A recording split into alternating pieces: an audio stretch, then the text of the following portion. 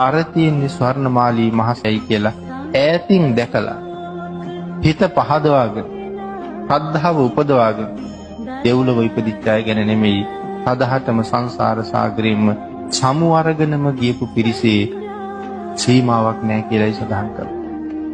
එහෙමනම් වැන්දොත් කොහොමද? පිදුවොත් කොහොමද? හුණු ටිකක් කාලේප කළොත් කොහොමද? අතපතු ගාලා දැම්මොත් මළුව කොහොමද?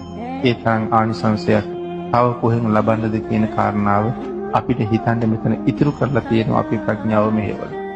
ඒ තරම් අප්‍රමාණ ආනිසංස සහිත මේ මහා පූජා වස්තුන් භාග්‍යතුන් වහන්සේගේ අනන්ත අප්‍රමාණ කරුණාව හින්දාම අපිට බුදුරජාණන් වහන්සේ දාන්නේ.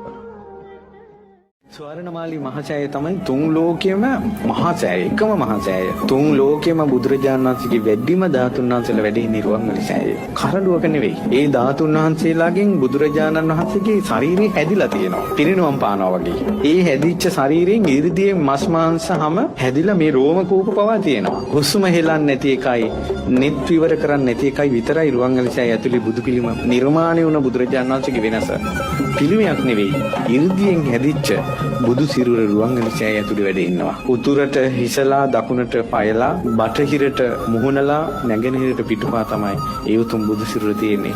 සුන්දර රශ්මි ධාරා විහිදී ධාතු පරිනිර්වාණය වෙනකල් මේ බුදු සිරුර රුවන්වැලි සෑය වැඩ ඉන්නවා. රුවන්වැලි සෑයේ ඇතුලේ තියෙන බුද්ධ චරිතේ ප්‍රතිමා එළියට ගත්තොත් රුවන්වැලි සෑයේ මළුව වගේ හතරපස් ගුණයක් ඕන. එච්චර ඇතුලේ තියෙනවා. මේ පෘථිවි තලයේ වටිනාම මාණික්ක රන් රිදී මුතුමැණික් රුවන්වැලි සෑය ඇතුලේ තියෙන්නේ. රුවන්වැලි මහ සෑයේ බුදු සිරුර මැවිලා ප්‍රාතිහාර්ය පෑවා. සියලු රහතන් වහන්සේලා වැඳපු තැන. වාහල් කඩවල පවා ධාතුන් වහන්සේලා නිදන් කරලා තියෙන රුවන්වැලි සෑය. ඒ නිසා ස්වර්ණමාලී මහ සෑයට ජීවිතේ පූජා කරලා වැඳලා පුදන අයට එයාලට දේවාලයක් ඕනේ නැහැ. එයාලගේ හිතේ බුදුරජාණන් වහන්සේගේ සරණ පීඨ ඒ විදිහටම තියෙනවා. හදිහෝනියමක්වත් වදින්නේ නැහැ පින්වත්නි රුවන්වැලි සෑයට ජීවිතේ පූජා කළාට පස්සේ. නිතර බෝධීන් වහන්සේට පූජා තිතේ ඉන්න අයට හදිහෝනියමක්වත් වදින්නේ නැහැ. තියෙන හදිහෝනියන් දුරු වෙලා යනවා.